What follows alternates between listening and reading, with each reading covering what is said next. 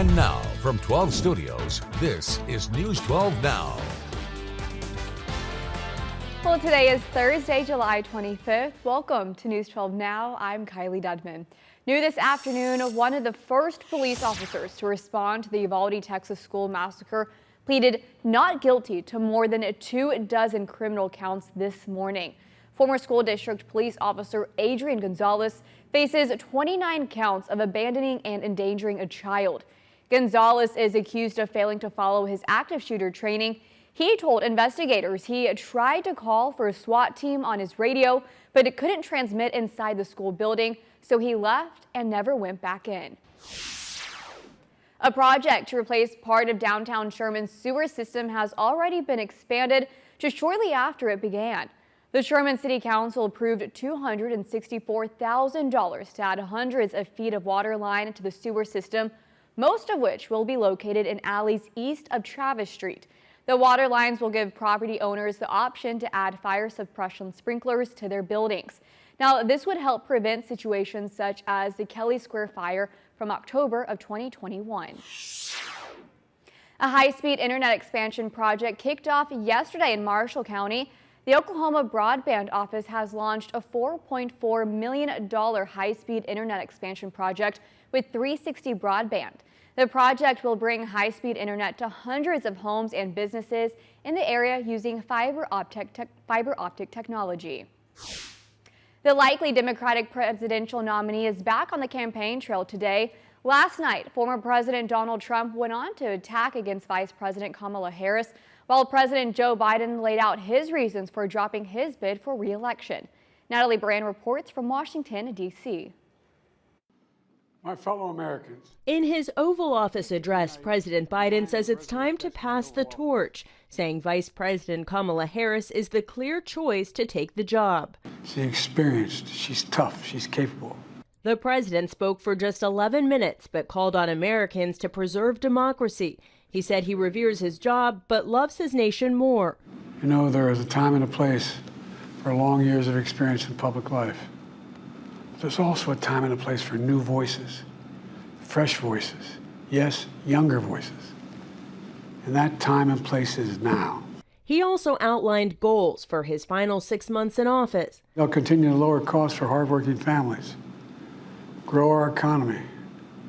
I'll keep defending our personal freedoms and our civil rights, from the right to vote to the right to choose. Vice President Harris watched the speech from the campaign trail. Today, she's speaking at a teachers' convention in Houston. We have a new victim to defeat, Lion Kamala Harris. In his first campaign rally since President Biden stepped aside, former President Trump went after his likely opponent's record.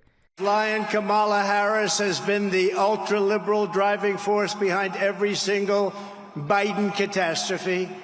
She is a radical left lunatic who will destroy our country. As Trump steps up his attacks of Harris and her record in California, the vice president Thursday released her first campaign video called "We Choose Freedom." Natalie Brand, CBS News, Washington.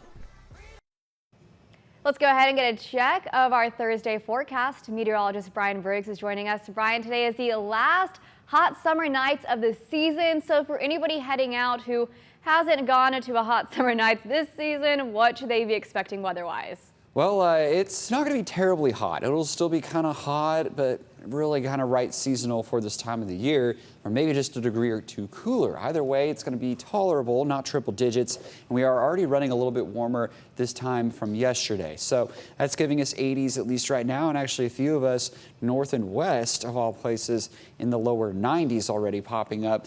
And ironically, some of our eastern counties are in the low to mid 80s. So that is because of higher humidity values there. And we did have a few pop-up storms in southern Oklahoma yesterday. A big question is, where will they be today? And hopefully not in Sherman during hot summer nights. We'll see. Either way, partly to mostly sunny skies will be the case today. In the next couple days, storm chances do linger here as well. And we'll break down your latest futurecast in a minute. Until then, back to you, Kylee. All right, thank you, Brian. Well, 2 men were arrested after a large marijuana trafficking operation bust in Ardmore on Tuesday. These 2 men are facing a list of charges, including aggravated trafficking of marijuana. The Oklahoma Bureau of Narcotics had been investigating their operation since November. OBN agents say the grow on Smoky Ridge Road was operating an out-of-state black market ring, sending thousands of pounds of marijuana to places such as New York City, Chicago, and parts of Florida. Mark Woodward with OBN says this isn't the first time the department has raided this grow. We've had some that have 8, 9 licenses for the same property. And that's kind of the shell game that they were playing with this one. So yeah, we had shut this farm down previously, and a new group came in, pulled up another license for the same property and started doing the exact same thing, most likely tied to the first group. More than 100,000 plants were seized, along with 1,100 pounds of processed marijuana. Woodward says more arrests and charges may come later. A woman is in the Grayson County Jail facing a slew of charges. Sherman police were called out for a disturbance, and when they arrived, they saw the suspect, Brittany Askew, walking away. Officers tried to detain her, but she refused to comply, hitting one officer in the face. Now, once in custody, Askew allegedly caused damage to the officer's patrol car and then spit in another officer's face. She is facing a list of charges, including resisting arrest and assault of a peace officer. An appeals court has ruled that 3 protesters involved in the 2020 Confederate statue protest in Gainesville must serve their time of 7 days. They turned themselves in to the Cook County Jail yesterday. Tori Henderson, Amara Ridge, and Justin Thompson, the organizers of the protest, were charged with blocking a roadway. 2 years ago, they were each sentenced to a week in jail and a $2,000 fine. They asked the Supreme Court to postpone their sentence while they decide if they will hear the case. But last week, the High Court said no. The group continues to protest by the statue outside the Cook County Courthouse every month. They remain hopeful that someday it will come down. Well, big changes happening at Southwest Airlines. The airline announced today they are scrapping its seating policy after 50 years. The Texas-based airline says it will end its open seating plan and begin assigning seats for passengers. Southwest also plans to offer pricier seats for next year for passengers who want extra legroom. Now, the new policy comes after feedback from customers about their preferences. It found the open seating model was the main reason why travelers chose another airline over Southwest. The carrier also said 80% of its own customers prefer an assigned seat. Now, Southwest also says next February it will offer red-eye flights for the first time on certain routes. And another big change taking place. Winners at the 2024 Summer Olympic Games in Paris will bring home a piece of history. Each medal features a piece of the Eiffel Tower's original iron structure. Following renovation work during the 20th century, certain metallic elements were removed from the iconic landmark and were carefully preserved. They have now been repurposed to create the medal's hexagon centerpiece, a reference to France's geometric shape. Now, behind the creation of the estimated 5,100 medals, renowned jeweler Maison Chaumet. The Summer Games kicks off in the City of Light tomorrow.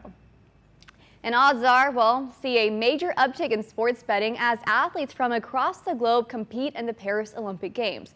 16 states have adopted the measure since the last Summer Games in Tokyo in 2021, allowing a million more Americans to legally plunk down cash and win big as athletes try to win gold. Fox Business Network's Grady Trimble has the latest. Let the games and the gambling begin. The 2024 Paris Olympics will be truly the first moment for the broader American betting public to take a look at the Olympics and potentially offer some bets. In 2021, when the Tokyo Summer Games took place, 97 million American adults were able to place a bet. Heading into the Paris Olympics, that number has ballooned to 164 million, according to the American Gaming Association. 40% of the adult population in 2021 lived in live legal betting states. Today, 67% of American adults live in live legal states. That's because 38 states plus Washington, D.C. now allow some form of legal gambling since the Supreme Court cleared the way for nationwide sports betting in 2018. 20 million people bet on the Tokyo Games. We would expect that number to double this time. Experts say part of that increase is because Paris's time zone is more favorable for American viewers and because of the rise of streaming. Paris is 6 hours ahead of New York.